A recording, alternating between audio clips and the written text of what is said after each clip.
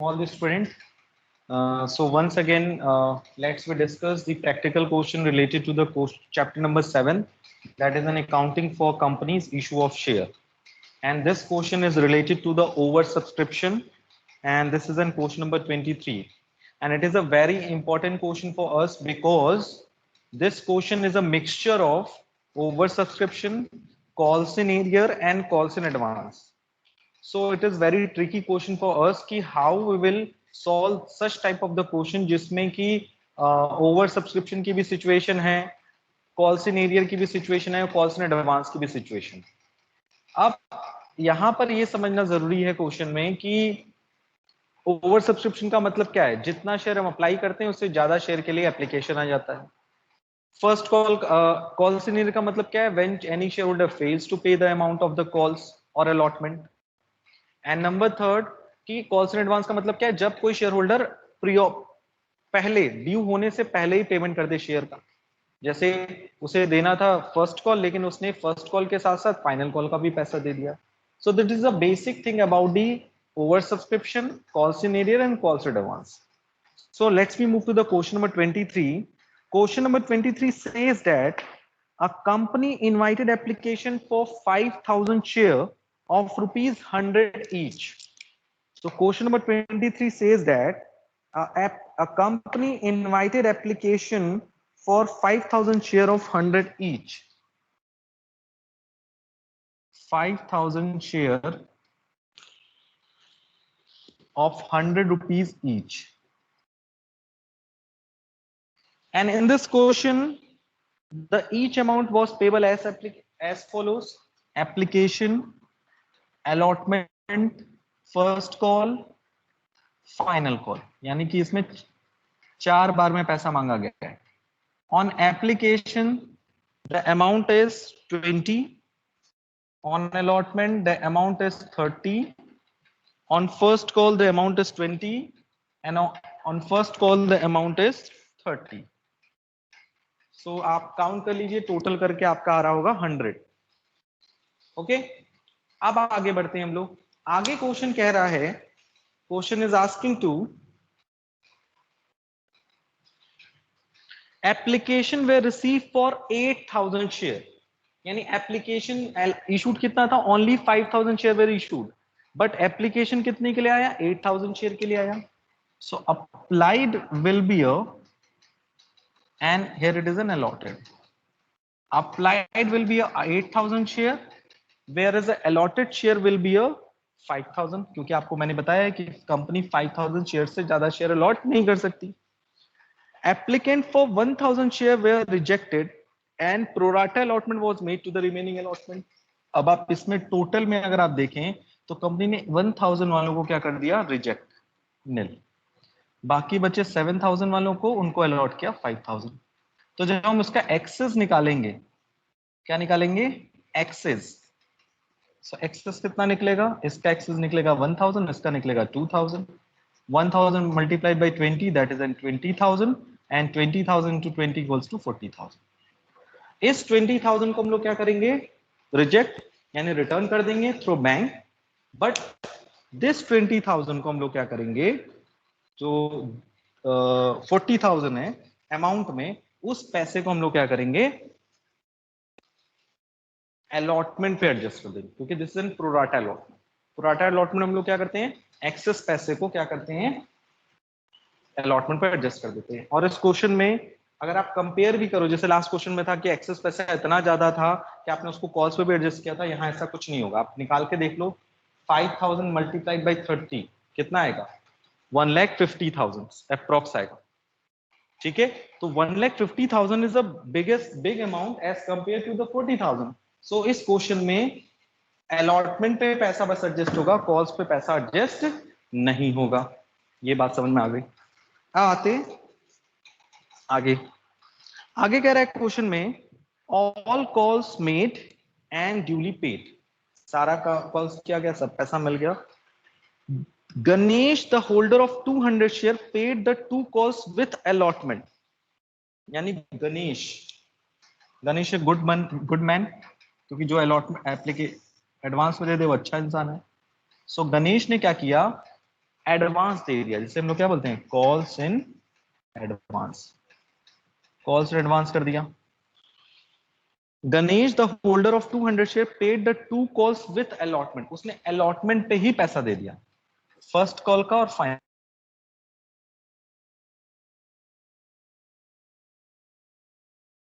Call. First call की money कितनी बनेगी, 200 शेयर पे, और फाइनल कॉल की 200 शेयर पे। 200 इंटू 20, 200 इंटू 30, ये हो जाएगा 4000, ये हो जाएगा 6000। टोटल हो जाएगा आपका अलॉटमेंट पे एडवांस 10,000, यानी अलॉटमेंट पे 10,000 ज्यादा मिला क्योंकि गणेश ने अपना फर्स्ट और फाइनल कॉल का पैसा इकट्ठे उठाकर अलॉटमेंट पे दे दिया। Very good. आगे बढ़ते हैं। Shiva the holder of 300 share fail to pay the first and second call. अब शिवा जो दूसरा शेयर होल्डर है उसने एरियर कर दिया, calls in arrear. Calls in arrear कहां कहां किया उसने, फर्स्ट कॉल पे किया और फाइनल कॉल पे किया। फर्स्ट कॉल पे कितना एरियर किया, उसके पास था total 300 share, 300 into 20, 6,000 area on first call, and 3,000 into 30, 9,000, 90,000, 300 है ना, हाँ, 9,000 area on final call. So this is a working note regarding the calls in advance and calls in area. ठीक है, अब हम लोग बढ़ते हैं नेक्स्ट सेगमेंट पे, वो है journal entry. While we passing the journal entry in this question, सबसे पहले हम लोग ये ध्यान में रखेंगे कि this is a situation of the over subscription, and in case of the over subscription you know very well, हम लोग क्या करते हैं, सबसे पहले एप्लीकेशन रिसीव की एंट्री पास करते हैं, और एप्लीकेशन रिसीव करते वक्त हमें ये ध्यान रखना है कि यस कि हमें शेयर अप्लाई हुए 8,000 को। So the first journal entry will B, हम जर्नल एंट्री की बात, यहां जहां जहां हमें स्पेस दिख रहा है वहां वहां हम जर्नल एंट्री पास करते हैं। पहली journal entry, first, bank to share application. How many shares are available, each applied 8,000 multiplied by 20, 16, 1 2 3 4, 1,60,000। Now application को हम लोग क्या करेंगे, ट्रांसफर करेंगे शेयर कैपिटल में, बट यहां आप देख रहे हैं कुछ पैसा रिटर्न किया गया है और कुछ पैसा अलॉटमेंट पे एडजस्ट किया गया है। So total application money received is 1,60,000, but capital में एक्चुअल ट्रांसफर होता है। एक्चुअल शेयर कितने इशू हुए थे, 5,000 मल्टीप्लाइड बाई 20 एप्लीकेशन से है ना, सो ये हो जाएगा आपका 1 लाख। रिटर्न आपने कितना कर दिया, 20,000, ये 20,000 रिटर्न हो गया, 40,000 आपने अलॉटमेंट पे एडजस्ट कर दिया। फिर आप थर्ड एंट्री किस चीज की करेंगे, अलॉटमेंट कॉल आउट करेंगे, उसकी एंट्री होगी share allotment debit to share capital. कितने शेयर्स हैं टोटल, 5,000। अब यहाँ पे आप मिला एप्लीकेशन आपको 8,000 पे, लेकिन आप शेयर कितने अलॉट कर सकते हैं, 5,000, तो अलॉटमेंट आपकी 5,000 से ही स्टार्ट होगी। सो 5,000 मल्टीप्लाइड बाई 30 हो जाएगा 1,50,000। And when you receive the allotment money, so अभी आपने यहां देखा अलॉटमेंट पे क्या था, एडवांस आपको मिला है, अलॉटमेंट पे एडवांस है, और फर्स्ट और फाइनल कॉल पे क्या है, एरियर है। सो आपको पता ही है कि हमारे पास दो ऑप्शन है, या calls in advance account open कर लें या calls in advance account open ना करें। तो चलिए इजी पड़ता है कि कॉल्स इन एडवांस अकाउंट हम लोग ओपन कर लेते हैं, इजी वही पड़ता है एडवांस अकाउंट ओपन करना, क्योंकि क्वेश्चन में कुछ स्पेसिफिक इंस्ट्रक्शन नहीं दिया है कि आपको एडवांस अकाउंट ओपन करना है कि नहीं करना है, तो it is depend on you, आप ओपन कर लिए, सबसे अच्छा यही रहेगा। So bank account debit to share allotment to calls in advance. Calls in advance की तो वैल्यू आपको एकदम पता ही है कि टोटल मिली है 10,000 रुपए, जिसमें कि 6,000 रुपए फाइनल कॉल का है, 4,000 फर्स्ट कॉल का, ये आपने वर्किंग नोट में किया हुआ है। लेकिन अब आपको ये निकालना है कि अलॉटमेंट पे कितना मिलेगा। तो अलॉटमेंट ड्यू कितने से था, 1,50,000। पहले से कितना एडजस्ट कर चुके हैं आप अलॉटमेंट पे, 40,000, यानी पहले से कितना मिल चुका है, 40,000। सो अब आपको अलॉटमेंट पे कितना मिलेगा, 1,10,000। 150 में 40,000 ऑलरेडी आपको पहले से एप्लीकेशन के टाइम मिल चुका है, इसीलिए वो पैसा आपने अलॉटमेंट पर एडजस्ट किया। तो अलॉटमेंट पे कितना मिलेगा 110, और अलॉटमेंट पे आपको कॉस्ट इन एडवांस भी है 10,000, तो टोटल कितना मिलेगा आपको 1,20,000। See the answer. Answer is not given कि कितना अलॉटमेंट पे रिसीव है, सीधे आंसर दिया है फर्स्ट कॉल और फाइनल कॉल पे कितना रिसीव है। कोई बात नहीं है, चलिए आगे बढ़ते हैं हम लोग। ये हो गया आपका एंट्री नंबर 3। अब एंट्री नंबर 4 करेंगे, जो किससे रिलेटेड है, फर्स्ट कॉल ड्यू। अब यहां थोड़ा सा आपको मेहनत करना है।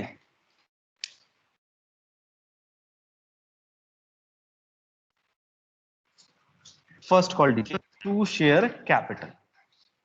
How many shares are there, 5,000 shares are there.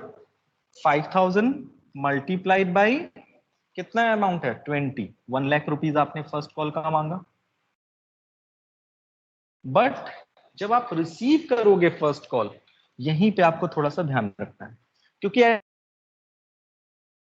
This time आपका ए है और एडवांस भी है। बैंक अकाउंट डेबिट और एरियर को क्या करते हो आप, debit. So calls in arrear debit, और फर्स्ट कॉल यहां लिखा, और एडवांस आपने कितना दे दिया है, पहले से कितना दे दिया है अलॉटमेंट पे। फर्स्ट कॉल का कितना पैसा पहले से दे दिया है 4,000। सो एडवांस के सामने लिखोगे 4,000, यानी इस 10,000 में 4,000 फर्स्ट कॉल का है। तो जब मिला तब क्रेडिट, और जब मिलना चाहिए था तब डेबिट। यहाँ थोड़ा सा मिस्टेक है, calls in advance, calls in arrear पे डेबिट होगा, कॉल्स इन एडवांस पे डेबिट होगा। To share first call. अब फर्स्ट कॉल पे आपने कितना मांगा था, टोटल 1 लाख मांगा था। फर्स्ट कॉल पे आपने डिमांड किया था 1 लाख, ठीक है। अब आप इसको ध्यान से देखिए कि एडवांस कितना है फर्स्ट कॉल का, जो पहले ही मिल चुका है। यानी जब मिला तब आपने क्रेडिट किया, और जब मिलना चाहिए था 10,000 में 4,000 कब मिलना चाहिए था, फर्स्ट कॉल के टाइम, और 6,000 कब मिलना चाहिए था, फाइनल कॉल के टाइम। सो फर्स्ट कॉल के टाइम कितना मिलना चाहिए था 4,000, और एरियर कितना हो गया 6,000। तो 1 लाख में 4,000 पहले ही मिल चुका है, और 6,000 नहीं मिला क्योंकि एरियर हो गया, शिवा ने एरियर किया। तो कितना मिला होगा, बैलेंस करके निकाल लीजिए, आएगा 90,000। 1 lakh minus 4,000 minus 6,000 equals to 90। उसी तरह से एंट्री नंबर 7 करेंगे, फाइनल कॉल की। Share final call debit to share capital. Share final call debit to share capital. कितने शेयर से, 5,000 मल्टीप्लाइड बाई 30, 1,50,000। और जब आप रिसीव करेंगे तो यहां पे भी आपको क्या करना है, same as it is. Normal entry होती है bank to share final call, लेकिन फाइनल कॉल के टाइम आपका क्या है, एरियर भी है। सो कॉल्स इन एरियर को डेबिट करेंगे, और कॉल्स इन एडवांस को भी डेबिट करेंगे। फाइनल कॉल का पैसा पहले कितना मिल चुका है, 10,000 में से 4,000 फर्स्ट कॉल का था, फाइनल कॉल का था 6,000, 1,50,000 मिलना चाहिए था। और एरियर कितना है, फर्स्ट फाइनल कॉल के टाइम एरियर है 9,000। सो 150 में से 15,000 ऑलरेडी डिडक्ट हो जाएगा, क्योंकि 9,000 नहीं मिलेगा और 6,000 पहले से मिल चुका है। सो ये हो जाएगा 1,35,000। So you can see the answer, the amount received on first call is 90,000 and amount received on final call is 1,35,000। so पहले आप लोग इस सॉल्यूशन को कॉपी में अच्छे से नोट डाउन कर लीजिए, फिर आपके जो डाउट्स हैं उस पर हम लोग डिस्कशन करेंगे।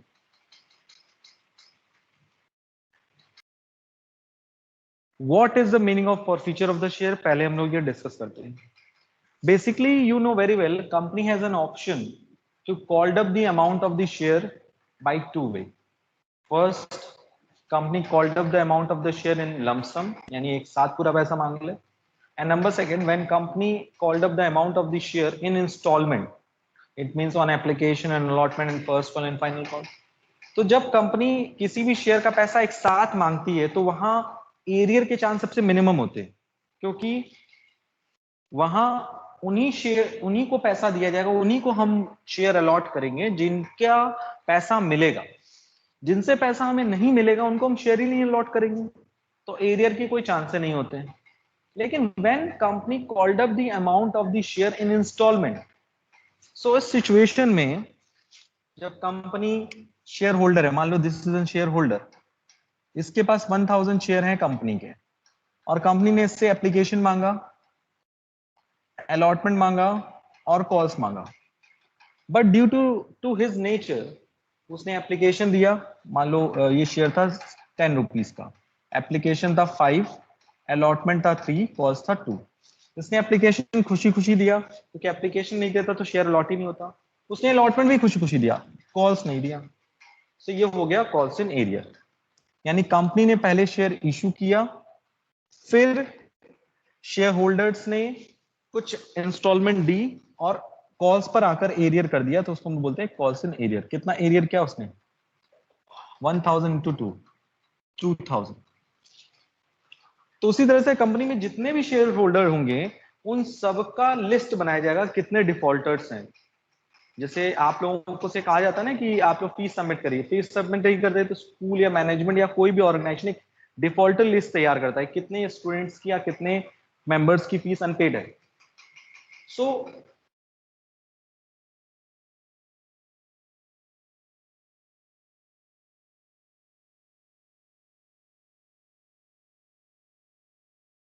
एरिया मैनेजर पॉइंट से रिलेटेड कुछ मीटिंग्स होती, उन फैक्टर्स में हम लोग क्या करते हैं, बेसिकली इस बात पे डिस्कशन करते हैं कि शेयर होल्डर को चांस दिया जाए कि नहीं दिया जाए।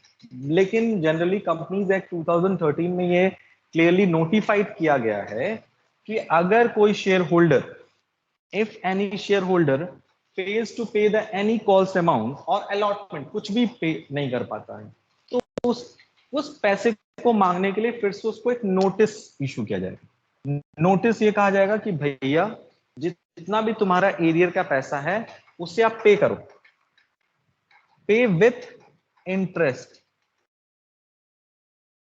इंटरेस्ट के साथ पे करो। और आपको पता है कॉल्स इन एरियर का 12% पर एनम।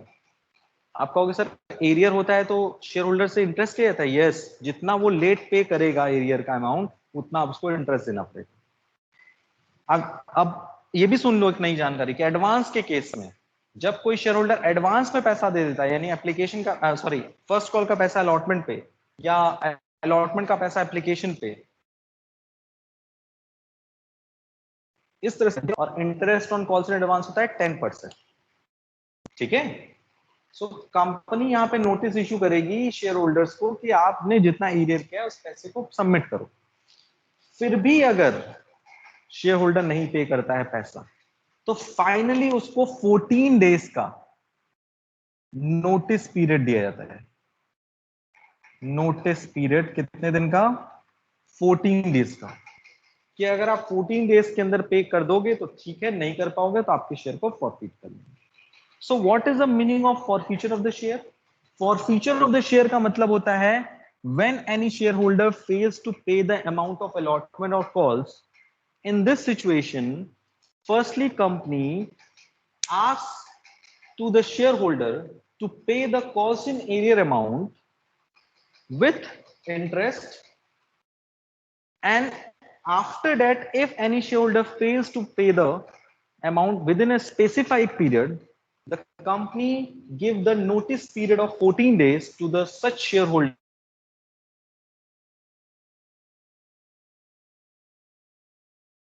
to be, अगर शेयर होल्डर नहीं पे करेगा पैसा, so this is called the forfeiture of share. Forfeiture of share means basically it is a situation or the incidents where company cancel all the rights, all the responsibility given by the company to the shareholder. मतलब अगर मैंने किसी company का कोई share खरीदा है, उस share को खरीदने से मेरे पास उस कंपनी की जो भी राइट्स आए होंगे, जो भी मेरे पास उसका फायदा मिला होगा हमें, वो सब का सब कंपनी क्या कर देगी? कैंसिल कर देगी। यानी हमें डिविडेंड नहीं मिलेगा, हम कंपनी के मैनेजमेंट में पार्ट नहीं ले सकते हैं, हमारा जितना पैसा है वो डूब जाएगा। ये भी बात याद रखिएगा, जब कंपनी फॉरफीट करती है शेयर को, तो जितना पैसा उस शेयर पे मिला हुआ है, जैसे 5 और 3 मिल चुका है, यानी 5000 एप्लीकेशन पे दिया, 3000 अलॉटमेंट पे दिया और 2000 नहीं दिया, सो जो 538,000 है कंपनी इसको फॉरफिट कर लेगी। ये भी ध्यान रखिएगा, यानी फॉरफीचर के टाइम कंपनी जो भी पैसा पेड किया है, ऑलरेडी पे कर चुका है शेयर होल्डर, उस पैसे को उसको क्या कर लेते हैं, कैप्चर कर लिया जाता है, मतलब जब्त कर लिया जाता है। सो this is a basic meaning of the forfeiture of the share. अब हम लोग बात करते हैं इसकी जर्नल एंट्री पे। ऑलरेडी मैंने जर्नल एंट्रीज प्रीवियस वीडियोस में बताया हुआ है, लेकिन वह फिर से रिवाइज कर देते हैं आप लोगों को। जब भी कंपनी शेयर फॉरफीट करती है तो उस टाइम जब जर्नल एंट्री पास करती है तो दो सिचुएशन होती है। Case A, when share are issued at par, ठीक है, यानी शेयर किस पे इशूड है, पार पे। अगर कोई शेयर इशूड है पार पे और उसको हम फॉरफीट कर रहे हैं तो सिंपल सी फॉरफीचर की एंट्री होती है, share capital to share forfeiture to calls in arrear, ठीक है। जब शेयर इशूड है पार पे तो उस सिचुएशन में अगर कोई शेयर होल्डर फेल करता है पैसा को और फॉरफीट करता है, जैसे ये एग्जांपल देखो, एक बंदा था ना, 1000 शेयर उसको इशू किया गया था 10 रुपीज का, एप्लीकेशन दिया, अलॉटमेंट दिया, तो कैपिटल के सामने क्या लिखेंगे, जितना पैसा हमने मांगा, कॉल्ड अप पैसा, तो कितना उससे मांगा है, 1000 इंटू 10, 10,000। फॉरफीचर मतलब जितना पैसा मिला, कितना मिल चुका है उससे, 5 और 3 8,000 मिल चुका है, 8,000। और एरियर में क्या लिखते हैं, जितना पैसा नहीं मिला, यानी 2। ये हो गया फॉरफीचर की एंट्री जब शेयर किस पे इशूड है, पार पे। अब हम थोड़ा सा इसी एग्जांपल को चेंज कर दें कि एक बंदा था जिसको मैंने शेयर इशू किया था 1000, 10 रुपए का, और 2 रुपए प्रीमियम था, और ये 2 रुपए कहां पे था, अलॉटमेंट पे था।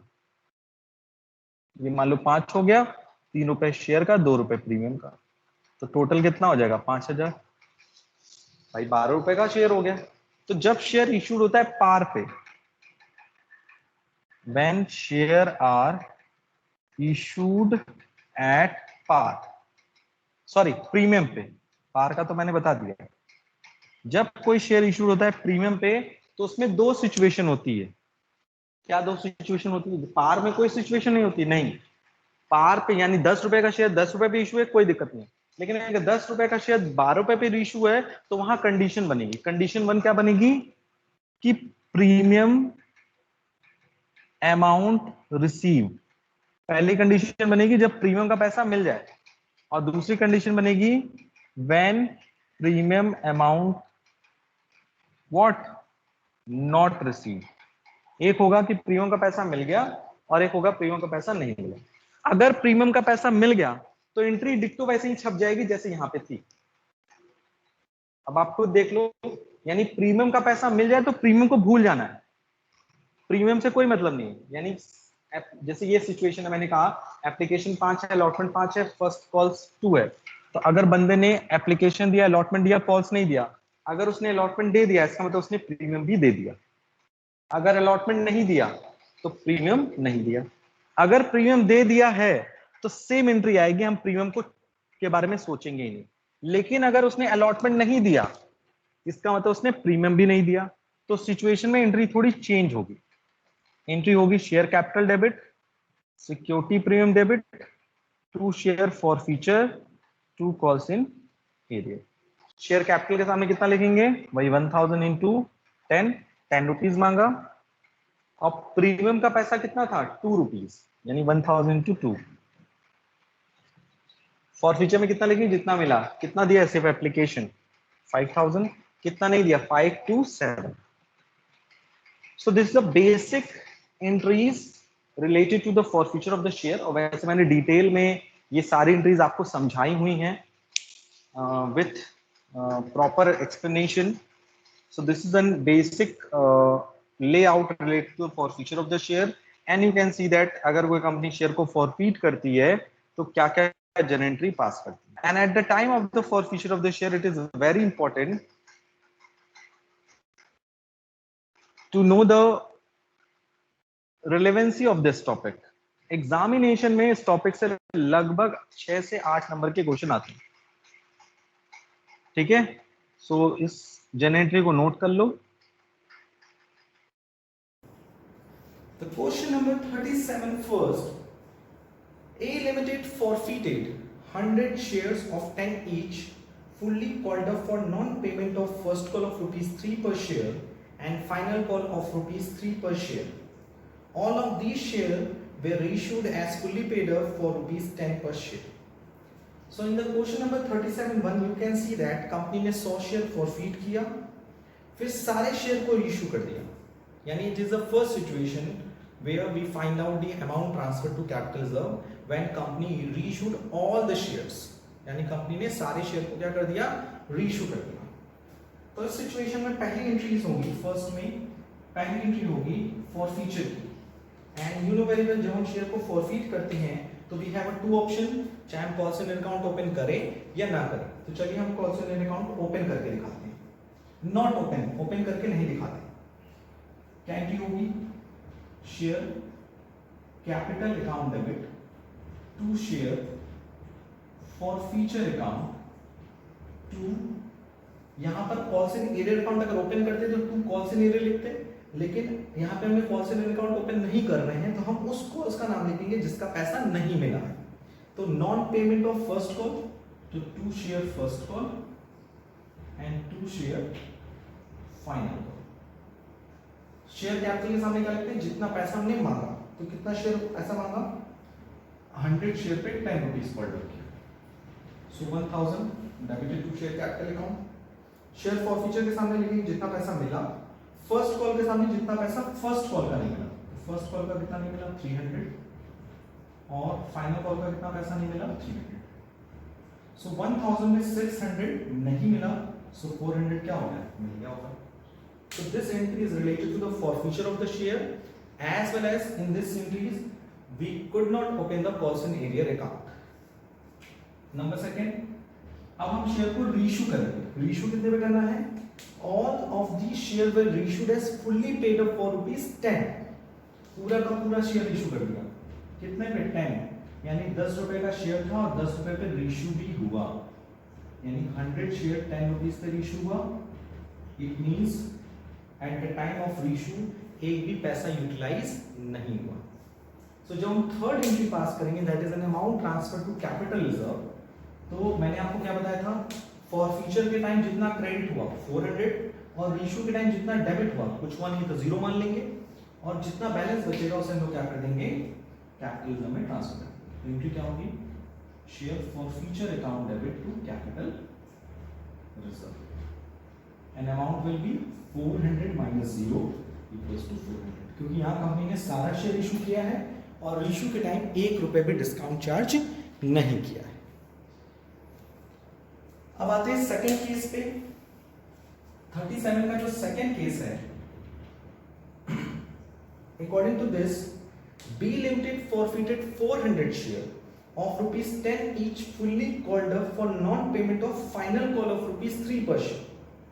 मतलब कंपनी ने 400 शेयर्स फॉरफीट किया जिसपे 10 रुपए मांगा और जिसपे क्या नहीं मिला, फाइनल कॉल नहीं मिला.